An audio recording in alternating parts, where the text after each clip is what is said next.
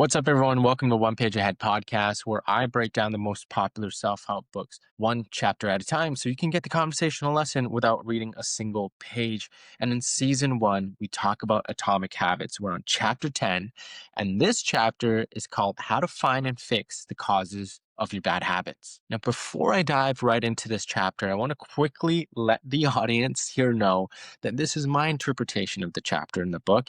If you want a copy of the book, it is in the description below. We're just talking about my takeaways, and we're going to dive right in. And this chapter starts with a big question. It starts with, where do cravings come from? In this chapter, James Clear talks about every behavior comes from a craving. And in the cravings, there's a deeper layer and need to it. And as we go through this chapter, my interpretation, what I took away from it is the cravings are connection. It could be love, it could be comfort, it could be security, it could be a whole bunch of different things.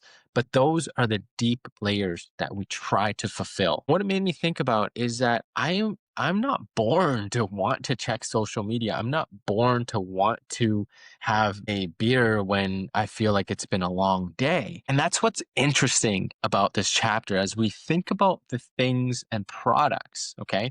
So I talked about beer, for example. I talked about social media, for example. Those aren't new motivations. Those are artificial, man-made things that are attached to what our needs are. All right, we're getting pretty deep, right?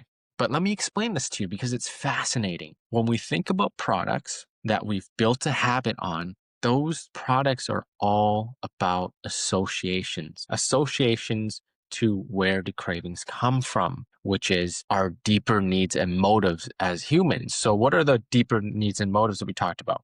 Love, connection, status, comfort, security. When I pull out my Instagram, I'm not motivated to look at Instagram. I'm motivated to feel different, whether it's to feel entertained or feel a sense of connection. That is what I mean by where the cravings come from. That is the deeper underlayer and motives that we all have. And artificial products latch themselves onto those deeper motives. We talked a little bit about this in the past. As humans, we always look for the easiest way to complete something or the most efficient way to complete something, right? That was something in a different chapter. Well, it turns out that we also look for the easiest way to fulfill something, and it is those deeper motives that we talk about. So whether it's a long day, I'm going to have a beer, right? That's the beer attaching itself to relief, the motive to feel relieved. Or a different example, if I'm thinking about going out to a social event and I automatically think about liquor or alcohol, so alcohol has attached itself to a social event,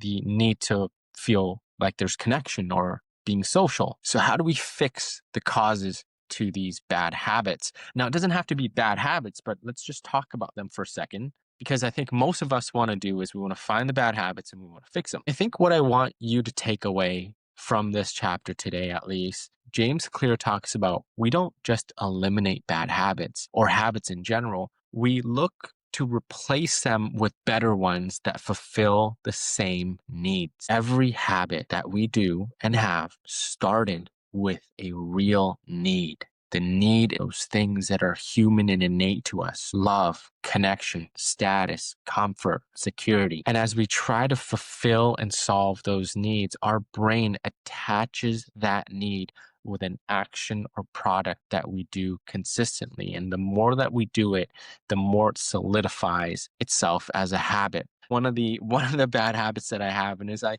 crave junk food. Okay. And really, I'm not craving junk food. I'm craving comfort of calorie dense foods. I'm craving a feeling that I'm fulfilled. I'm craving that feeling of comfort and a feeling of maybe even reward. Now, in order for me to change that habit, I don't try to suppress the craving that I have for junk food, but instead, this chapter tells us to find a better way to address the underlying need. The goal isn't for me to kill the craving, suppress it, and say, no, I need persistence and will. It is first understanding that when I crave something, okay, for example, fast food, it is my craving to feel different than my current state. Once we're able to pause and understand that, then our brain will see that emotion and attachment and feeling to the action is this categorized as good, bad, or indifferent. I think we understand that now. And I think you're probably wondering as well, how do I reprogram my brain to enjoy harder habits, for example? I don't even understand what it means by harder habits, but things that are actually good for us, better habits. Let's use that instead. Well, the first piece is a mindset shift. We associate certain feelings to habits. For example, when I think about exercising, maybe going out for a run, I think about it as being challenging, or it takes a lot of effort. But if I reframe it for my mind and I say that I get to go outside and enjoy the fresh air, I get to train my endurance, that is a start of reframing how we think about certain tasks or subjects. All right, so here's another thing that it talks about, and this is probably the key formula to the chapter here, and it's called motivation ritual. And this is how you motivate yourself to feel different ways. It's almost like hacking your brain. And a motivation ritual basically is you find something that truly makes you happy, that you enjoy doing, that you can think about right now, and it puts a smile to your face. And as simple as this sounds, for me, it's that morning coffee.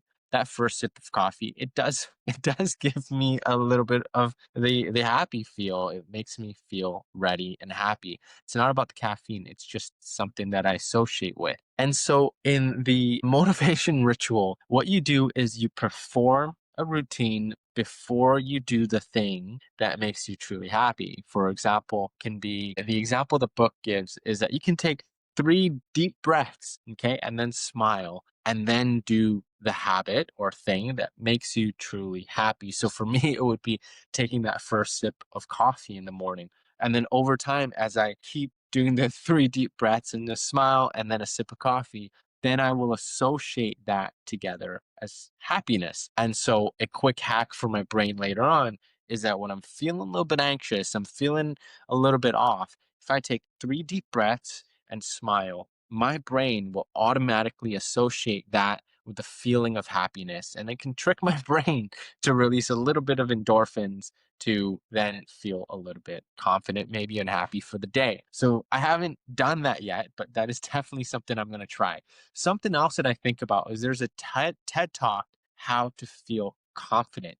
And this lady, she talks about how you shrug your shoulders, you drop it down, you take a deep breath. I'm butchering the routine, by the way. She shares this routine with people. And now I'm starting to think, I don't think it's so much of the routine, but I think that she's created this ritual that allows her to feel a certain way after it. So another example in the book, it talks about there's a lot of athletes that will do a pregame routine. All right. So think about boxers, for example. I know a guy on my team who is an incredible boxer, just a champion overall. And I think of him, and he probably does warm ups in a certain way, in a certain routine that makes him feel ready for the game. And I would almost argue that if he isn't going into a match to fight and he did the same routine just as a warm up, he would feel motivated at the end of it because he's attached that ritual together. So we talked a lot here. Where do cravings come from? All right. And they come from a deep desire and need, and they're motives that we are, there are motives as human nature. And then we talk about products that are habit forming that latch itself to those motives that we now don't really know how to disassociate sometimes. But because you've listened to this chapter with me, you can now start to recognize that there are probably some things that you do or some products that you look at or use that make you feel a certain way. And it isn't really so much the product, it's your need to feel a certain way. And if you can detach that, then you have a little bit more control of your cravings and needs. Then we talked about how habits are all about associations, how we associate to different things. So that means when we're trying to change a habit, we're not trying to kill off the bad habit or the habit that we currently have, but we're just looking to replace it with something better that solves the same need. And then lastly, the last part of this book is all about how to reprogram your brain. And the first easy trick is to really shift your mindset and reframe how you think about a certain topic or thing or action. We talked about going out for a run, and you might feel like it's challenging and it takes a lot of effort, is what I said. But instead, you can reframe your mind and say that you get to do this, or you get to train your endurance, you get to go outside for fresh air, you get to be in an environment that is full of trees, or a path that you can run peacefully. And that's reframing your mind. And the last piece, and I think one of the most important pieces here that I definitely took away, is that motivation ritual. And the motivation ritual is tying an action right before something that you truly feel happy about, so that you can associate those two things, where in a time of need, you can do the first part of the action without needing the product or anything else that follows after, and still get the fulfillment of the feeling and need that you're looking to get. That being said, that is chapter 10 of Atomic Habits. Thank you for joining me in this hotel room. If you've noticed, the background's different. I am currently on a work trip, but the show must go on. And so this is a version that you get on my iPhone, and a little lava mic over here.